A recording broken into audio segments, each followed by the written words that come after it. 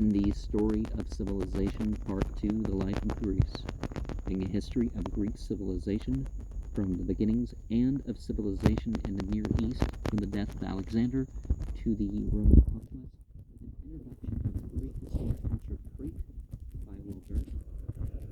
Chapter 14, The Art of Periclean Greeks, Section 1, The Ornamentation of Life.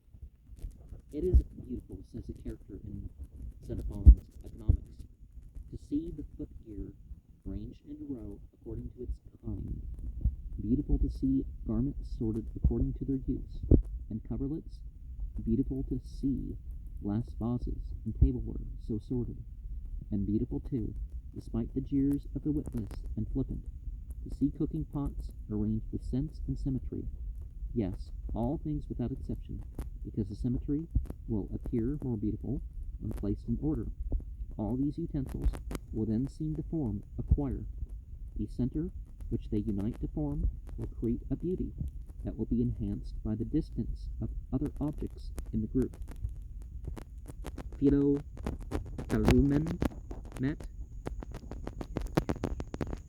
Eutelias says, Thucydides' Pericles, we love beauty without extravagance. And if you avoid mere extremism, then, you definitely do appreciate some things more. The passage from A General reveals the scope, simplicity, and strength of the aesthetic sense in Greece. The feeling for form and rhythm, for precision and clarity, for proportion and order, is the central fact in Greek culture. It enters into the shape and ornament of every bowl and vase, of every statue and painting, of every temple and tomb, of every poem and drama, of all Greek work in science and philosophy. Greek art is reason made manifest. Greek painting is the logic of line. Greek sculpture is a work of symmetry. Greek architecture is a marble geometry. There is no extravagance of emotion in Periclean art, no bizarrerie of form, no striving for novelty through the abnormal or unusual. The purpose is not to represent the indiscriminate irrelevancy of the real, but to catch all the illuminating essence of things, and to portray the ideal possibilities of men. The pursuit of wealth, beauty, and knowledge so absorbed the Athenians that they had no time for goodness. I swear by all the gods, says one of Xenophon's banqueters, that I would not choose the power of the Persian king in preference to beauty. The Greek, whatever the romanticists of less virile ages may have fancied of him, was no effeminate aesthete, no flower of ecstasy murmuring mysteries of art for art's sake. He thought of art as subordinate to life, and of living as the greatest art of all. He had a healthy utilitarian bias against any beauty that could not be used. The useful, the beautiful, and the good were almost as closely bound together in his thought as in the Socratic philosophy. Among the ancients, says Stendhal, the beautiful is only the high relief of the useful. In his view, art was first of all an adornment of the ways and means of life. He wanted his pots and pans, his lamps and chests and tables and beds and chairs to be at once serviceable and beautiful, and never too elegant to be strong. Having a vivid sense of the state, he identified himself with the power and glory of a city, employed 1,000 artists to embellish its public places, ennoble its festivals, and commemorate its history. Above all, he wished to honor or propitiate what he considered to be the gods, to express his gratitude to them for life or victory, He offered votive images, lavished his resources upon his temples, and engaged statuaries to give to what he considered to be the gods and goddesses, or his dead, an enduring similitude in stone. Hence, Greek art belonged not to a museum where men might go to contemplate it in a rare moment of aesthetic conscience, but to the actual interest and enterprises of the people. Its Apollos were not dead marbles in the gallery, but the likeness of beloved deities. Its temples were no mere curiosities for tourists, but the homes of living gods. Now, doesn't the term deity come from a functionary of worship? And that has different sides to it, right?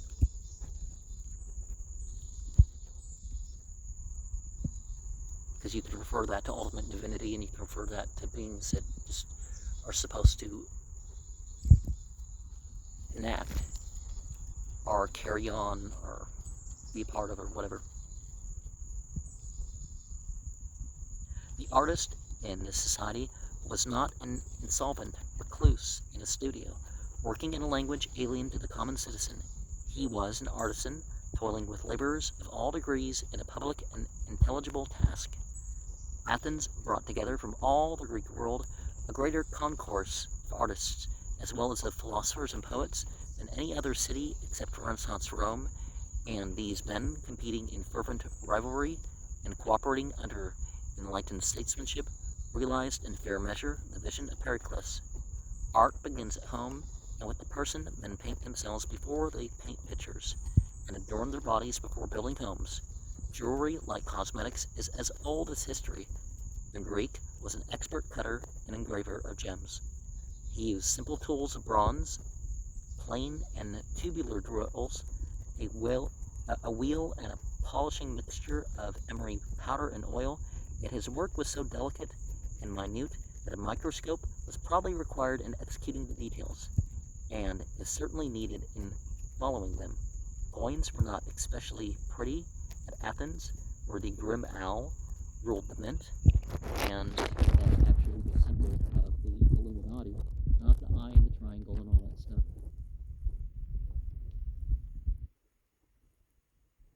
Elise led all the mainland in this field, and towards the close of the 5th century, Syracuse issued a decadrachma that has never been surpassed in numismatic art and metalwork. The masters of Chalcis maintained their leadership. Every Mediterranean city sought their iron, copper, and silver wares.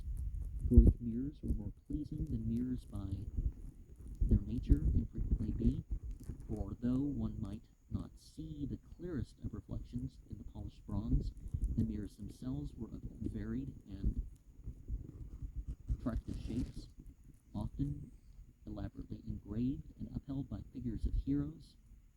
Fair women are what they considered to be gods. The potters carried on the forms and methods of the 6th century with their traditional banter and rivalry. Sometimes they burnt into the vase a word of love for a boy. Even Phidias followed this custom when he carved upon the finger of Zeus the words Pentarchus is fair. In the first half of the 5th century, the red figure style reached its apex in the Achilles and Penthesilea vase, the Aesop and the Fox cup in the Vatican, and the Berlin Museum profuse among the Thracians. And by boy, they probably mean a young man. But there were those that took it further into actually meaning younger than that. The beautiful still were the white lacatoi of the mid-century. These slender flasks were dedicated to the dead and were usually buried with them or thrown upon the pyre to let their fragrant oils mingle with the flames. The vase painters ventured into individuality and sometimes fired the clay with subjects that would have startled the staid masters of the archaic age. One vase allows Athenian youths to embrace courtesans shamelessly, and another shows men vomiting as they come from a banquet. Other vases do what they can for sex education. Now, you don't need to tell people all the positions and all that sort of stuff, but sex education is better to occur before people hit puberty.